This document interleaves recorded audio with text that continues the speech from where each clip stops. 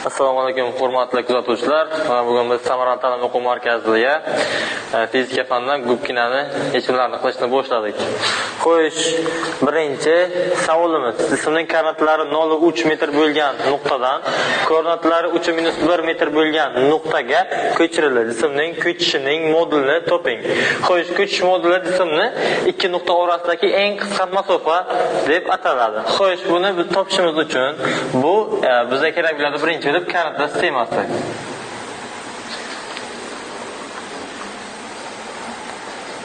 Y va X koordinatlar sistemasini chizib oldik. Xo'sh, 0,3 ni belgilaymiz. 1, 2, 3. 0,3 nuqtasi ana shu. 0, X dan 0, Y dan 3. Xo'sh, keyingi nuqtamiz 3-1, X dan 3, 1, 0, 1, 2, 3. Y dan -1. Ana bu nuqtamiz bo'ladi. Xo'sh, bu nuqtani tutashtirgan paytimiz ana shu nuqta kelib qoladi. Xo'sh, X dan bu yerimiz 3 metr. Xo'sh, Y dan bu yerimiz 4 metr. Xo'sh, ya'ni 3-1 orasidagi masofa 4 metr bo'ladi. Xo'sh, ikki nuqta orasidagi masofani biz Pifagor orqali topishimiz mumkin. Bu qoladi. Ana bu 90 gradusligini bilgan holda Pifagordan topsak bo'ladi. Ko'chishimizni moduli esa 5 metr bo'lib qolar ekan. Xo'sh, keyingi masala ikkinchisi. Xo'sh, ko'p tok 3 metr balandlikdan tushib poldan sapchidi va 1 metr balandlikka ko'tarilganda tutib olindi. Ko'p tok o'tgan yo'l uning ko'chishining modulidan necha marta katta? Xo'sh, ko'p tok 4 metr balandlikdan tashlangan bo'lsa, ana bir balandlik deb belgilaymiz. Ana bir yer bo'lsa, yerdan balandligi 3 metr sapchib ushlab olindi. Ana shu yerlarda sapchib ushlab olingan deb o'ylasak, ko'ptok 3 metr pastga tushdi. 1 metr yuqori ko'tarilganligi uchun bosib o'tgan masofani biz S harfi bilan belgilaymiz. Bosib o'tgan masofasi 4 metr ekan. Xo'sh, endi ko'chishi dastlabki nuqta bilan oxirgi nuqta oralaridagi masofa 1-2 metr bo'lar ekan. Biz ko'chishni asosan L harfi bilan belgilaymiz. L bu yerda 2 metrga teng. Xo'sh, yo'lni ko'chishga nisbati esa 4/2 bo'lib qoladi. Bu ham 2 ga teng ekan. Keyingi masalamiz. Samolyot to'g'ri yo'nalishda 600 km uchdi, so'ngra to'g'ri burchak ostiga burilib 800 km uchdi. Samolyotning ko'chishi vektorining moduli necha kilometrga teng? Javobi 1000 ekan. Buni chizamiz. Bu 600 km bo'lsa, to'g'ri burchak ostida deganligi uchun 90 gradus bo'ladi. Ana bir 800 kilometr ekanligi ma'lum. Xo'sh, dastlabki nuqtadan oxirgi nuqtadan tutashtirsak, bu Pifagordan bir 1000 kilometr ekanligi kelib chiqadi. To'rtinchisi, yo'lovchi ko'cha bo'ylab 240 metr yo'lni o'tdi. So'ngra chorrahada burildi va perpendikulyar yo'nalishda yana 70 metr yo'l yurdi. Yo'lovchi o'tgan yo'l uning ko'chishining modulidan necha foizga ko'p? Xo'sh, buni hisoblaydigan bo'lsak, dastlab chizib olamiz. Yo'l bo'ylab 240 metr yo'l yurgan. Xo'sh, va 70 metr chorrahadan burilgan. Endi chorrahadan burilgan deganligi uchun 90 gradusligini olamiz. Bu 240 metr ekan. Bu esa 70 metr. Xo'sh, ikki nuqta orasidagi masofa ko'chishni berganidan berimiz Pifagorga hisoblab chiqsak, ya'ni a kvadrat plus b kvadrat teng c kvadratga 240 ning kvadrati plus 70 ning kvadrati barobar c kvadrat. Ayni biza bu gipotenuza bizga ko'chishni ham beradi yoki c deb belgilab olsak bo'ladi.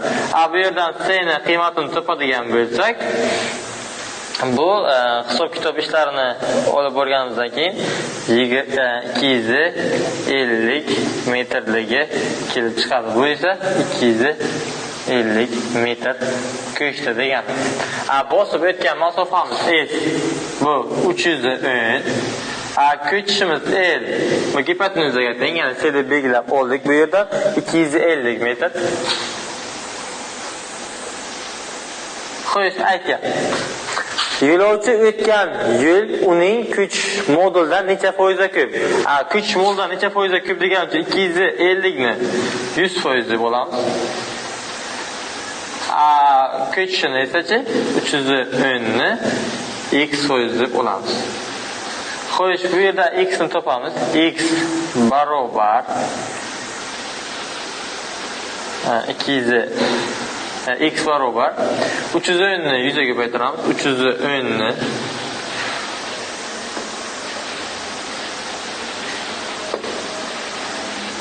310 ni ko'paytiramiz 100 ga bo'lamiz 250 ga.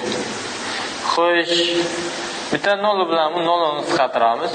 Bu bilan 100 ni qisqartiramiz, 4 bo'ladi. 4 karra 31.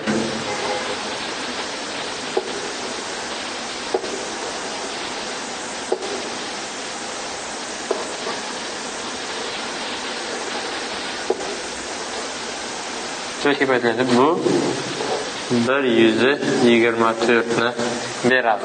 Xo'sh, e'tibor beradigan bo'lsak, bizni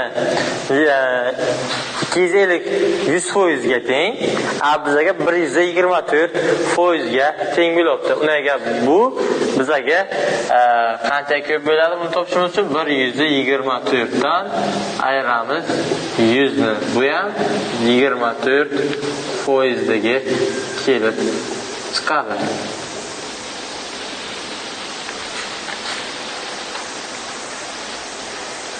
Keyingi masalamiz 5. Jismning koordinatasi -7 bo'lgan nuqtadan x o'qi bo'yicha doimiy 6 metr taqsim sekund tezlik bilan harakatlanib boshladi. Qancha sekunddan so'ng jismning koordinatasi 5 metr bo'ladi. Xo'sh, buni chizib olamiz. Belgilaymiz. Ana shu yerda -7 bilan qolsin. -7, -6, -5, -4, -3, -2, -1, 0, 1, 2, 3, 4, 5. Xo'sh, 6 tezlik bilan borgan bo'lsin. Bosayotgan masofasini topamiz. 1, 2, 3, 4, 5, 6, 7, 8, 9, 10, 11, 12. Jami bo'lib bizga 12 metr masofani bosib o'tar ekan. Buni topishimiz uchun 5 dan -7 ni ayirsak ham chiqar edi. Tushunarliroq bo'lishi uchun har bir takatlarni sanab chiqdik. Bu 12 metr ekanligi aniq bo'ldi.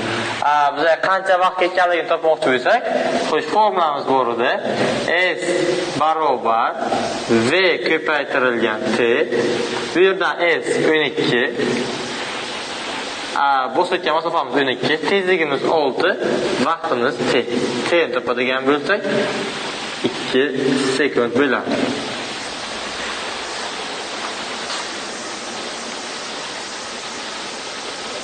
Piyoda yo'lni 4,2 kilometr taqsim soat tezlikda yo'l yo'nalishi bilan 30 gradus burchak osi hosil qilib, to'g'ri chiziq bo'ylab 1 minut davomida kesib o'tdi. Yo'lning kengligi aniqlansin debdi.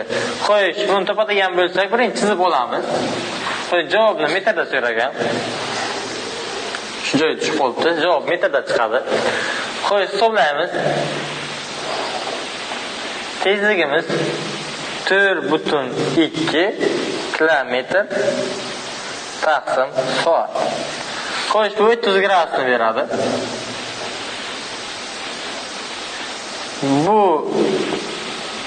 yo'nalish bo'yicha biz kesib o'tamiz.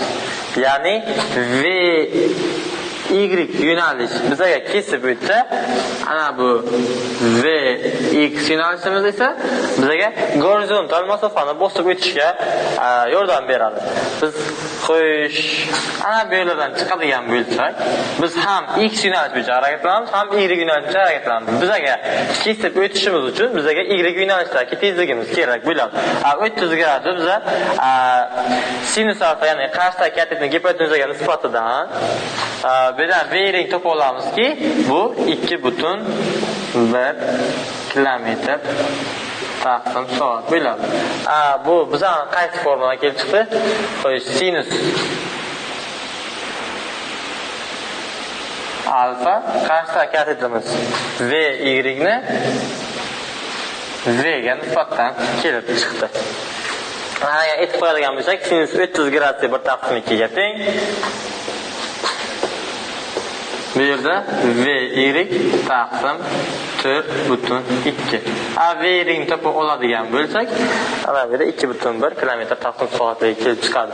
Xo'sh, yo'lning kengligini aniqlamoqchi bo'lsak, yo'lning kengligini D deb belgilab oladigan bo'lsak, D barobar V Y ko'paytirilgan T desak, xo'sh, D barobar V Y bu 2,1 kilometr taqsim soat yozamiz.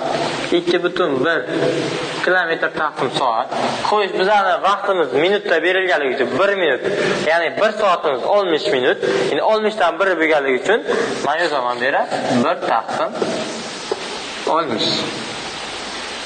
Bu yerdan hisob kitob qiladigan bo'lsak, masofamiz kilometrda chiqadi.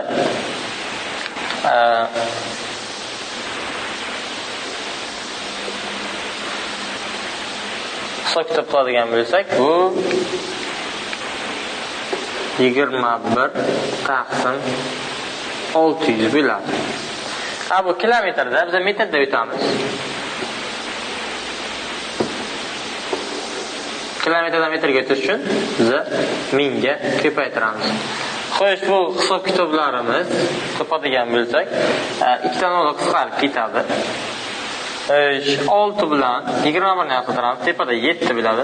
Pastda 2. 7 70 kara 7 kara 10 70. 70 ni 2 ga bo'ladigan bo'lsak, mahraj 2 borligi uchun javobimiz 35 ligi ma'lum bo'ladi. Ana endi bu javobimiz 35 metr ekanligi kelib chiqdi. Keyingi masalamiz 7-masala ekan. 20 metr taqsim sekund tezlik bilan yuruvchi tovar poyezdi A stansiyadan, ya'ni birinchi stansiyadan yo'lga chiqdi. Oradan 10 daqiqa o'tib, xuddi o'sha yo'nalishdagi tezligi 30 metr taqsim sekund bilan bo'lgan ekspress poyezdimiz yo'lga chiqdi. Stansiyadan qanday masofada, ya'ni kilometrda ekspress tovar poyezdini quvib yetadi debdi. Xo'sh, A nuqtadan, ya'ni A stansiyadan poyezd yo'lga chiqib, ikkita poyezdimiz B stansiyaga uchrashgan bo'lsin. Xo'sh, uchrashgan payti koordinatlari teng bo'lishini bilamiz. Chunki ikkita jism bir-biriga uchrashishi uchun koordinatlar teng bo'lishi kerak. Xo'sh, X1 poyezdimizning koordinatasi o'zgarishi 20 T bo'lsa, ikkinchi poyezdimiz 10 minut kecha qolganligi uchun 30 T minus 10 ko'paytirilgan. Endi minutdan nima o'tamiz? Sekundga o'tamiz. 60, ya'ni 1 daqiqamiz 60 sekund bo'lganligi uchun 10 daqiqamiz 600 sekund bo'ladi. Ikkovini tenglashtirgan paytimizni tenglashtirib olsak, x1 teng x2 dan tenglashtirib olsak, xo'sh, 20 T barobar 30 T minus 30 ko'paytirilgan 600 ga kelib chiqadi. Bu yerdan biza 10 T barobar 1800 ga, ya'ni 18.000 ga, 1800 deyman, 18.000 ga, bu yerdan T topadigan bo'lsak 1800 sekundaga kelib chiqadi. Xo'sh, A'dan B'ga bo'lgan masofani yo birinchi formulaga, ikkinchi formulaga, ya'ni kirada vaqt o'zgarish formulasiga qo'ysak chiqadi. Men birinchisiga qo'ymoqchiman. X1 barobar 20 ko'paytirilgan 1800. Bu yerdan x1 barobar 3600 kilometrligi 3600 metrligi kelib chiqadi. Biz kilometrga so'raganligi uchun javobimizni kilometrga o'tib qo'yamiz. Xo'sh, qancha bo'ladi? 3600 ni bo'lamiz 1000 ga. Javobimiz 36 kilometr bo'lib qolar ekan. Javobimiz ayni kilometrga o'tdik, metrdan kilometrga o'tdik.